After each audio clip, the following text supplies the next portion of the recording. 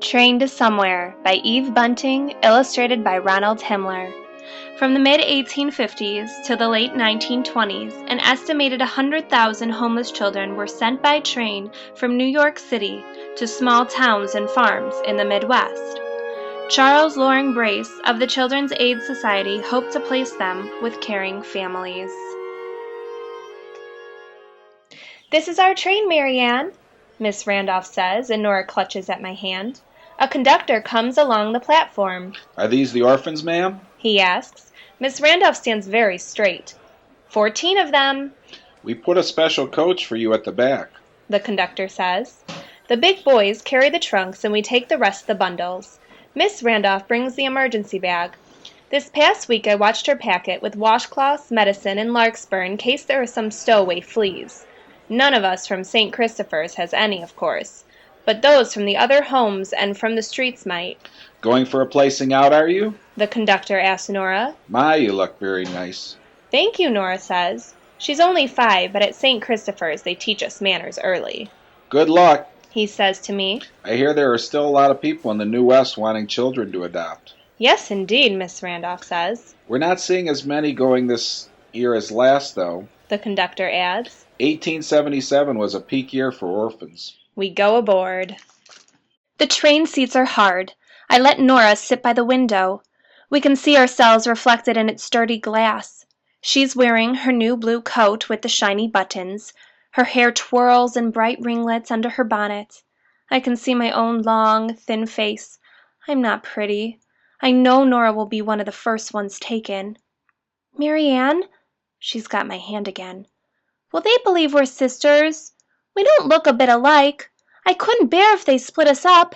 Let's not go if—" "Shh!" I whisper. But Miss Randolph has heard. "What's this?" she asks. "It won't work pretending to be sisters." Her voice softens. "Girls, listen. Most of the people will only want one child. Don't spoil it for each other." It's all right, I tell myself. I slide my fingers into my pocket and touch the softness of the feather. She'll be there.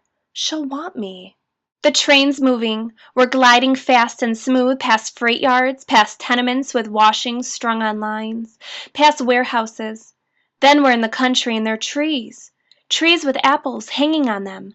I knew this was the way apples grew, but I'd never seen such a thing before. Miss Randolph has me and another girl. Jean, hold up a blanket to separate the boys from the girls. She opens one of the trunks and gives us our old clothes. We are to change. "We don't want you looking messy at the first step," she says. She holds the blanket for Jean and me. We fold our new clothes and put them back into the trunks. After a while we make sandwiches from the loaves and fillings Miss Randolph has brought, and we have thick milk out of a can. When it gets dark we sleep, sitting up, leaning against one another. The wheels mumble all night long. Clickety-clack, clickety-clee. "I'm coming, Mama. Wait for me." At Chicago we carry everything out and change trains. Then we're on our way again. Days and nights have passed since we left New York. Now there's nothing to see outside but grass everywhere, rolling into the distance. The Great Plains, Miss Randolph tells us. She shows us in the atlas she's brought. Miss Randolph has made this trip with other orphans, other times. She says that now we should change back into our new clothes. Not long after that we hear the call, "Porterville, Illinois!" This is our first stop. The town of Somewhere, Iowa, will be our last. A crowd is waiting on the little platform. "Cor blimey!" Zachary Cummings breathes when he sees so many people. Zachary came to New York on a boat from Liverpool, England, with his father, and then his father left him. Zachary has a funny way of saying things. He's the first one out behind Miss Randolph. There's a gentleman with a big box camera on legs. There are horses and wagons and dogs barking. I can see right away that my mother isn't here. She probably went farther west, farther than this. A man leads us to the city hall with everyone following like a parade. "Smile and look pleasant," Miss Randolph whispers. We sit on chairs on a stage and the people from the town look us over. They feel the boys' muscles through their coats. They say things like, "This here's a good one," and "He'll be useful come harvest." Zachary is taken right away along with 2 other big boys. "Cheerio, mates," he calls to us. Mavis Perkins is chosen by a little scrawny woman. Mavis is tall and a bit heavy. She has a round face and the sweetest dimples. "Dorothea!" the little woman calls out to another woman, just as scrawny. "Look at the one I got! She'll be a big help to me in the house. You should get one for your place." "Mavis is a dear girl," Miss Randolph says as she signs the agreement papers. "Be good to her." She has her lips pressed tightly together. "There'll be an agent coming round to make sure the children are all right." "So you think I won't treat her well, missus? Is that what you're saying?" The woman glares at Miss Randolph. "Do you want me to give her back?" Miss Randolph doesn't say anything. She hands over the papers, and the scrawny woman leads Mavis away. A man and a woman stop in front of us. My knees start trembling. The woman has a soft fur muff. The man's carrying a cane with a gold head. "Oh, Herbert, how sweet that little girl is!" The woman smiles at Nora. "Can we take her, Herbert? Can we?" "This is my sister," Nora whispers, tugging at my hand. "Please, please, if you take me, can you take her too?" "Oh, dear!" The woman looks at Miss Randolph. "We couldn't possibly. We only want one little girl." "Of course, and they're not sisters, just friends," Miss Randolph says quickly. "Now stand up, Nora. You help her, Marianne." I have to pry Nora's fingers from mine. The woman bends down. "Do you know what's waiting for you in our carriage? A puppy, just for you." "I don't want a puppy. I just want Marianne," Nora cries. Miss Randolph and the couple sign the agreement papers, and then they take her. Nora's still crying and looking back. "But it's better if I'm not taken. I have to stay free for my mother. She told me she'd come for me. She kneeled in front of me on the steps of St. Christopher's the day she left me there. She was working in Garrison's chicken factory at the time, and there was a white feather caught in her hair. I lifted it off and held it against my cheek. 'I'm going west to make a new life for us,' she said. 'Then I'll come for you.' 'When, Mama, when?' The feather stuck against the tears that ran down my face. 'Before Christmas,' she said. 'I've waited through so many Christmases, but now I'm going west too.' 9 of us are left to get back on the train. Miss Randolph says we're to keep our good clothes. We'll be getting off again soon. At Kilburn we are walked to a hardware store to stand in line. 'I expect they took all the biggest boys in Porterville,' one man says. 'But still.' Eddie Hartz, who is only 7, is taken. There's a boy who can stand on his hands and pretend to pull buttons out of people's ears. He makes the crowd laugh, and he gets taken too. As soon as the train has loaded on wood and fresh water, the rest of us get back aboard. Miss Randolph wipes her eyes. 'Anything's better than being on the streets of New York,' she says. 'A lot of you will do fine.' 'We weren't on the streets,' Susan Ayers says. Susan's only 5, same as Nora, but she's sassy and not sweet. She was at St. Christopher's too. 'We couldn't keep all of you forever.' Miss Randolph blows her nose on her white handkerchief. 'We have to make room. There are other orphans in need.' Susan makes a face. The next station is Glover. The crowd is smaller. My mother isn't here either. Where is she? She must know I might be on this train. The story was in all the newspapers. Miss Randolph said, 'Orphans from St. Christopher's among those riding the rails. Children in need of homes.' The papers listed every stop. I was sure my mother would be at one of them. 'Wait, Mama, wait! I'm coming!' Night after night at St. Christopher's I send my thoughts to her across the darkness and the distance. 'You don't even have to come get me, Mama. I'm coming to you. But where is she?' At Glover they line us up along the railroad track. Susan's pouting and whining. She says her new boots hurt her feet. There's a nice-looking man and a woman at the front of the crowd. Susan stops pouting. She smiles and holds up her arms. 'Mama, Papa!' she begs. The woman clutches at her heart. 'James, she's calling out to us.' The man scoops Susan into his arms. 'We'll take her,' he says. 'Can I have a puppy?' Susan asks. The man smiles. I'll just bet you can, honey. A boy who has his eyeglasses tied on with a string is taken too, and 2 other boys. There's not much left to pick from, a woman says in a bad-tempered way. Next time we'll have to ride in as far as Porterville. I have a terrible hurt inside of me. My mother didn't want me. It looks like nobody wants me. It's not that I'm hoping to be placed, because my mother could be at the very next stop.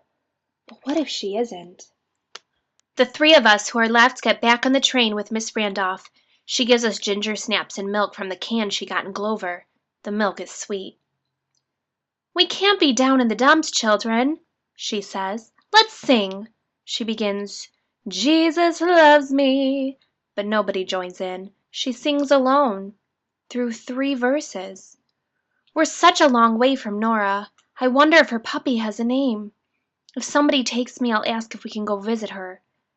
She's like my sister, I'll say. Memorial, the conductor calls. There are 4 people waiting at the station. None of them is my mother. I stumble out with a girl named Amy and one named Dorothy. We sneak glances at one another. We're wondering which one of us looks best. They're not pretty either. The taste of the sweet milk is still in my throat and it's making me sick. One couple takes both Amy and Dorothy. 2 for the price of 1, the man jokes, though of course there is no price. Mary Ann is very good with children, Miss Randolph tells the other couple. There's sort of a begging in her voice as she clutches the last agreement form, the one for me. My missus looks after our little one, the man grumps. We just came to look, the woman says. But, she takes an apple from her bag and gives it to me. Have this, child. Thank you. I bend my head over the apple. It is blurry through my tears. The train whistles blowing. Miss Randolph and I get on. There's only 1 stop left, I know. One Miss Randolph says I should eat my apple. She says she has a washcloth in case my hands get sticky. I say I don't want to eat anything just yet. We look out the window, not talking, not singing. Miss Randolph has me take off my hat and she brushes my hair. There's a nice hotel farther down the line, she says. If there's nobody at the next stop, why, we'll just go on. I'll be glad of the company, and on the journey back. Somewhere, the conductor calls. It's such a strange name, as if it thinks itself important, as if it's a place surrounded by nowhere. I put my hat back on. My hands are shaking. Outside there's a couple waiting by a wagon. The woman is small and round as a dumpling. She's wearing a heavy black dress and a man's drooping black hat. She is not my mother. Are you ready, Mary Ann? Miss Randolph asks softly. I pull myself back into the corner of the seat. No, I whisper. No. Miss Randolph holds my hand as we get down from the train. The man is tall and stooped. He takes off his hat. The woman doesn't take hers off. I think they're both pretty old. The woman's holding a wooden toy locomotive. Are you? The man asks Miss Randolph. Yes, Miss Randolph nudges me forward. This is Mary Ann. Is she all? The woman stops. I know she was going to say, she's all that's left? But she doesn't. She looks at me closely and I can see a change in her face, a softness. I thought my mother would look at me like that. Somehow this woman understands about me, how it felt that nobody wanted me, even though I was waiting inside myself for my mother to come. Somehow she understands the hurt. I'm Tilly Book, she tells Miss Randolph.